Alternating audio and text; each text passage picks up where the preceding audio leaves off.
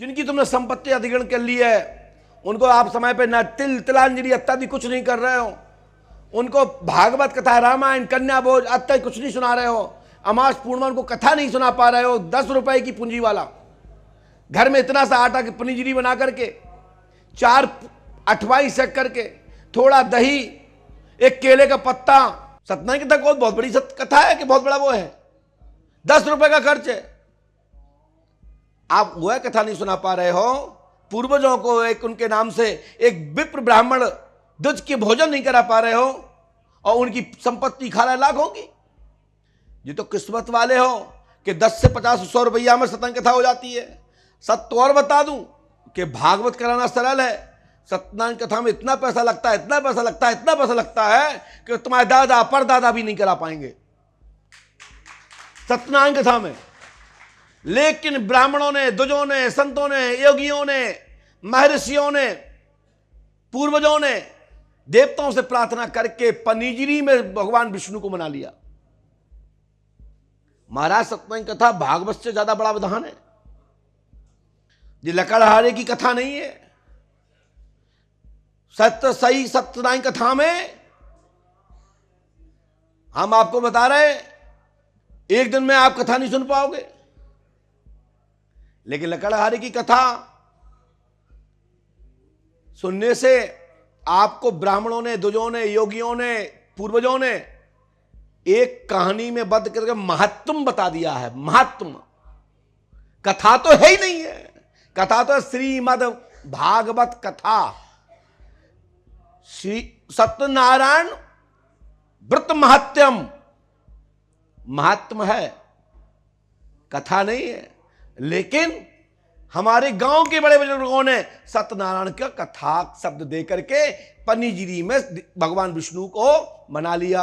अब वो करा दो, तुम्हारे पूर्वजों मुक्ति हो जाएगी। लेकिन तब भी पूर्वज आपको परेशान नहीं करते, बड़े भाग्यशाली हो। यदि हम आपके यदि पूर्वज होते ना और चले गए होते, भूत बने होते, तो गला मसकदा हो। तो हमारी संपत्ति, हमारा ही पैसा, हमारी को नहीं, खुद मजे मार रहे हो, कुल्लू मनाली घूम रहे हो, तुम कहीं जा रहे हो, कहूं जा रहे हो। मैं सही कह रहा हूं। तो हम जैसा पित्र एक आध को मिल गया हो, मिला होगा, वो जानता होगा क्या होता है। ठीक है। धुंधकाली ने परिजनों के इतने पैसा बर्बाद करवा दिए कि तीर्थ घूमा, लेकिन मुक्ति नहीं पाई। बोले सुनो, मेरी इच्छा से करो। बोले मुझे भागवत पाठ सुनना है, भागवत की कथा सुनना है, तब मेरी मुक्ति होगी। अब ले आओ पैसा। अब कोई भूत कह दे तुम्हारे घर में, मैं नहीं मानता हूं पंडों का सरकार को, कथा सुनाओ, तुम्हारे पिताजी को कर्ज लेना पड़ेगा हवियाल। ये तो बड़े भाग्यशाली हुए, भूत कथा की नहीं कह रहे तुमसे। विजयी का चलो पंडोखर धाम में रह लो 10 दिन के सुबह शाम उठकर पुष्पावती में स्नान करो, पंडोकर सखा का दर्शन करो, ओम नमः शिवाय की 11 माला करो। आप काम भी मत करो, कम से कम पंडोकर धाम में बैठ करके एक अच्छे स्थान पे, शुद्ध आसन पे बैठ करके, अरे एक माला ओम नमः शिवाय का भी तो करो, सबका लोड हम उठा लेंगे।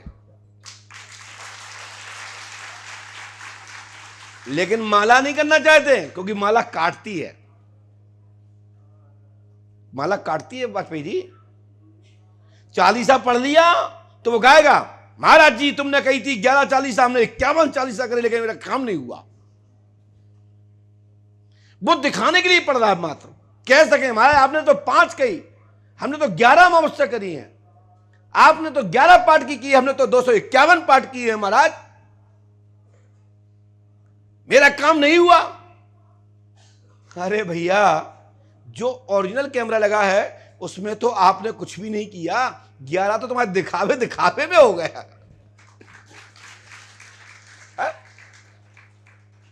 तो दिखावे वाली पूजा बंद कर दो, वो पूजा करो जिसमें वो देखे या तुम जानो। मोहल्ला को मत जनाओ, बगल में लेटे वाले व्यक्ति को मत जनाओ कि हम पूजा करते हैं।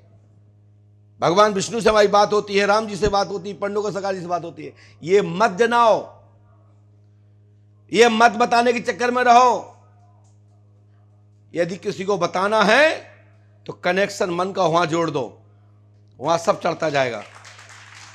तो बाहरी डायरी में लिखा ना, तो बाहरी किताबें तो फटती रहती हैं, लेकिन अंदर की डायरी हार्ड डिस्क जो होती है ना, वो फिक्स रहती है।